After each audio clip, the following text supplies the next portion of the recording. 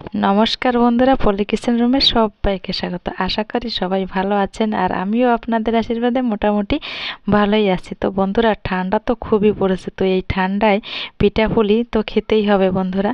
তো আজকে পিঠাপুলির রেসিপি করব, তো সেটা আপনাদের সঙ্গে শেয়ার করব। দুধ পুলির রেসিপি আর পুলি পিঠা ভাপা। আমি কিভাবে পুলি পিঠাটা ভাপা করলাম আর দুধ পুলি কিভাবে করলাম সেটা শেয়ার করব, তো দেখতে থাকুন বন্ধুরা। তো বন্ধুরা, এই রেসিপিটি করার জন্য এখানে নিয়েছি সুজি, 200 গ্রামের প্যাকেটের সুজি নিয়েছি, আর নিয়েছি নারকেল কোড়া, একটা নারকেল কুড়িয়ে নিয়েছি, আর এখানে নিয়েছি গুড়। তো দেখতে থাকুন বন্ধুরা। তো গুড়টাকে আমি এবার একটু গ্রেট করে নিব। তো এইভাবে একটু গ্রেট করে নিলে ভালো হয়। তো গুড়টাকে আমি এই দেখুন এটার সাহায্যে একটু গ্রেট করে নিলাম। তো এই দেখুন কত সুন্দর হয়েছে গুড়টা। শীতকালের পিঠা খেতেই কিন্তু একটা অন্যরকম মজা বন্ধুরা। অন্য সব সিজনের থেকে শীতকালে পিঠা খেতেই কিন্তু একটা অন্যরকম টেস্ট। তো এবার গুড়টা আমি নারকেলের ভিতর দিয়ে দিলাম। তো গুড়টা নারকেলের ভিতর দিয়ে নারকেলের সঙ্গে চামচ দিয়ে আমি একটু ভালোভাবে গুড় আর নারকেলটাকে একটু মিশিয়ে নিব, যাতে ভালোভাবে মিশানো হয়। এই দেখুন চামচ দিয়ে নেড়েচেড়ে এভাবে একটু মিশিয়ে নিলাম। তো এই দেখুন আবার একটু মিশিয়ে নিচ্ছি, আর এদিকে আমি কড়াইটা উনুনের পরে দিয়ে কড়াইটা একটু গরম করে নিচ্ছি। তো কড়াইটা একটু গরম হলো, এবার আমি নারকেল আর এই গুড়টা দিয়ে দিলাম। দেখুন এটা আছে খেজুরের গুড়, খেজুরের পাটালি গুড়। তো এই দেখুন গুড়টা দিয়ে আবার একটু খুন্তি দিয়ে নেড়ে চেড়ে এই গুড় আর নারকেলের সঙ্গে আমি একটু মিশিয়ে দিব। আর এখানে নিয়েছি এই দেখুন এখানে নিয়েছি এলাচ। তো এলাচটার মুখটা ফাটিয়ে আমি ভিতরে যে দানাটা থাকে ওই দানাটা দিয়ে দেব, পুরো গোটা এলাচটা দেব না। তো দেখুন মুখটা ফাটিয়ে আমি কিন্তু দানাগুলোকে দিয়ে দিলাম। তো এভাবে মিনিমাম 7 থেকে 8 মিনিটের মতন এভাবে অল্প আঁচে আমি এটাকে জ্বালিয়ে নিলাম। এই দেখুন পুরটাকে বানিয়ে নিলাম। তো পুরটাকে বানিয়ে নিয়ে আমি একটু ঠান্ডা হতে দিলাম, আর এদিকে আমি এই দেখুন এই কড়াই আমি জল দিয়ে দিলাম। তো জলটা একটু গরম হলে পর তারপর আমি বাটিতে করে একটু গরম জল তুলে রাখলাম। তো কেন তুলে রাখলাম আমি সেই কথা আমি একটু পরে বলছি, কেন আমি এই জলটা তুলে রাখলাম গরম জলটা। তো এখানে আমি ঘি দিয়েছিলাম, ওটা হয়তো স্কিপ হয়ে গেছে, ঘি আর লবণ। তো ঘি আর লবণটা দেওয়ার পরে দেখুন ওই যে ঘিয়ের কালারটা একটু তেল চিটে ভাব আসছে, তো তাতে কোনো ব্যাপার না। ঘি দেওয়ার পরে এরকম একটা কালার হয়েছে বন্ধুরা, জলের ভিতর ঘি দিলে এরকম একটু কালারই আসে। তো ভালোভাবে ফুটিয়ে নিলাম জলটা। এবার জলটা ফুটিয়ে আমি এই সুজিগুলো কিন্তু অল্প অল্প দিব, আর এই চামচ দিয়ে নেড়ে দেব।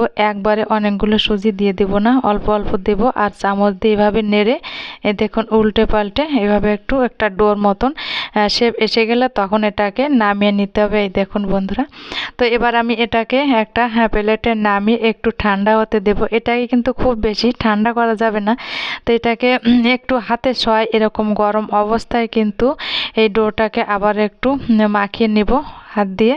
এই কাজটা হাত দিয়েই করতে হবে বন্ধুরা। তো আমি এই হাত দিয়ে এই দেখুন এটা কিন্তু গরম আছে আমার হাতে ছয়, এই অবস্থায় কিন্তু আমি একটু মাখিয়ে নিব এটাকে। এভাবে একটু চেপে চেপে এটাকে এই ডোটাকে একটু মাখিয়ে নিতে হবে। এই দেখুন আমি কিন্তু হাত দিয়েই মাখিয়ে নিচ্ছি বন্ধুরা। তো এই দেখুন বন্ধুরা একটা প্লেটে নিয়ে নিলাম। তো আমি কিন্তু হাতে একটু ঘি মাখিয়ে নিয়েছিলাম, তো একটু ঘি মাখিয়ে নিলে সুবিধা হয়, হাতে একটু কম লাগে। এই দেখুন এবার আমি লেচি কেটে নিয়েছি। তো লেচির সাইজটা ঠিক এরকম করলাম, আর কিছুটা ছোট বড় হবে পুলি, যেহেতু দুধ পুলি হবে। তো এই দেখুন তো পুলি পিঠা। তো এবার আমি এটাকে এর ভিতর পুরটা ঠান্ডা করে নিয়ে পুরটা দিয়ে দিলাম। তো পুরটা দিয়ে এবার একটু ভালো করে মুড়ে দিতে হবে, যাতে খুলে না যায়। তো এই দেখুন আমি ভালো করে মুড়ে দিচ্ছি যাতে পুলি পিঠাটা খুলে না যায়। এই দেখুন হাত দিয়ে এভাবে একটু চেপে চেপে দিলাম। তো এবার আমি এটাকে একটু ডিজাইন করব। তো বড় যে পুলিগুলো করব ওটাকে একটু ডিজাইন করব, আর দুধ পুলি যেটা থাকবে ওটাকে একটু অন্যরকম ডিজাইন করবে। দেখুন এটার কিন্তু ডিজাইন হয়ে গেল, এই দেখুন। আর ওই ছোট যে পুলিগুলো করব দুধ পুলির জন্য ছোট পুলি করতে হবে। তো দুধ পুলিতে ছোট পুলির সাইজটা যত ছোট হবে ততই কিন্তু দেখতে ভালো হয় খেতে, আর খেতেও কিন্তু ভালো লাগে। তো ছোট ছোট কিছু পুলি বানিয়ে নেব আমি দুধ পুলি করার করার জন্য। আর বড় যে পুলিগুলো করেছিলাম ওটাকে কিছুটা আমি কিন্তু ভাপিয়ে নেব, আর দুধ পুলির ভিতরেও একটা দুটো দিয়ে দেব, সব রকম থাকবে ছোট বড়। তো বন্ধুরা দেখতে থাকুন আজকের রেসিপি, পুলি পিঠা দুধ পুলির রেসিপি। তো ভিডিওটি বন্ধুরা যদি কোনো অংশে ভালো লেগে থাকে অবশ্যই কিন্তু লাইক কমেন্ট শেয়ার করবেন। আপনাদের একটা কমেন্টই কিন্তু আমাদের ভিডিও করার উৎসাহ কিন্তু অনেক বাড়িয়ে দেয়। তো দেখুন এভাবে করে আমি পুলি পিঠাগুলোই কিন্তু এক এক করে বানিয়ে নিব। তো দেখতে থাকুন বন্ধুরা।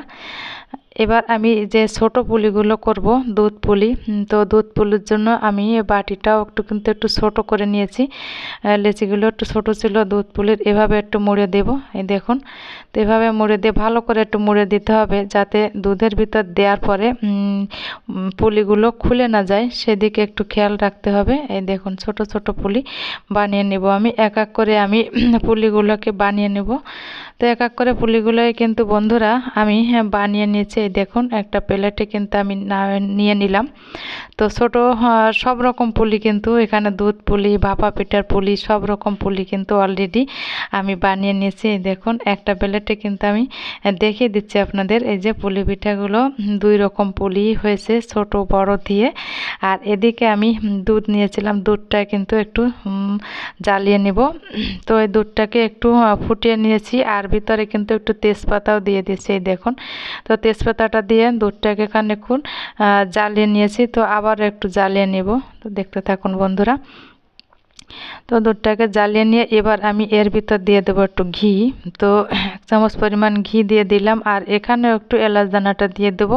গোটা এলাচটা দেবো না, ভিতরের দানাটাই দিয়ে দিলাম। তো এলাচ গুঁড়োটা আমার কাছে ছিল না, তো আপনাদের কাছে এলাচ গুঁড়োটা থাকলে অবশ্যই ওটা ব্যবহার করতে পারেন। তো আমি দানাটাই দিয়ে দিলাম। তো দানা দেওয়ার পর আর এখানে যে ঘিটা দিলাম, দানা আর ঘিটা দিয়ে আবার একটু দুধটাকে জ্বালিয়ে নিতে হবে। দুধটা যত ভালো ফোটানো হবে ততই কিন্তু এই রেসিপিটা খুব ভালো হবে। দুধটা ভালোভাবে ফুটিয়ে নিলাম।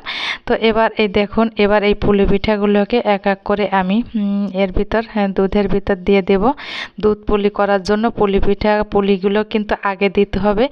আর এর ভিতর যে গুড়টা ব্যবহার করব, গুড়টা কিন্তু আমি আগে দিব না। আগে দিলে কিন্তু এই পুলিগুলো খুব শক্ত হয়ে যাবে, আর খেতেও অতটা ভালো লাগবে না, আর পুলিগুলো ঠিকঠাক সিদ্ধ হবে না।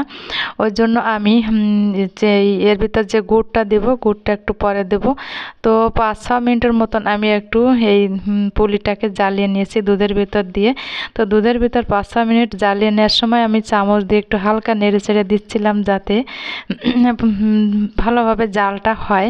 তো এই দেখুন জ্বালিয়ে নেওয়া হয়েছে 5 থেকে 6 মিনিটের মতন। এবার আমি কিন্তু এই খেজুরের পাটালি গুড়টা কিন্তু এক এক করে দিয়ে দেব। তো এই দেখুন বন্ধুরা গুড়টা দিয়ে দিলাম। আর পুলি পিঠা তো বেশিটা গুড়ের দরকার হয় না, কারণ পুলির ভিতরেই তো অনেকটা গুড় থাকে, নারকেল গুড়।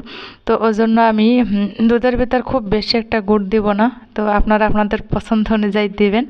তো এই দেখুন গুড়টা দিয়ে আমি হালকা আবার একটু নেড়ে চেড়ে দিব। তো পিঠাটা তৈরি করার পর 2 ঘন্টা পর ফিরে আসলাম। তো একটা প্লেটে আমি একটু সার্ভ করে নেব। এই দেখুন একটা প্লেটে নিয়ে নিলাম। তো দেখুন কতটা সফট হয়েছে পিঠাটা, দেখলেই বোঝা যায়।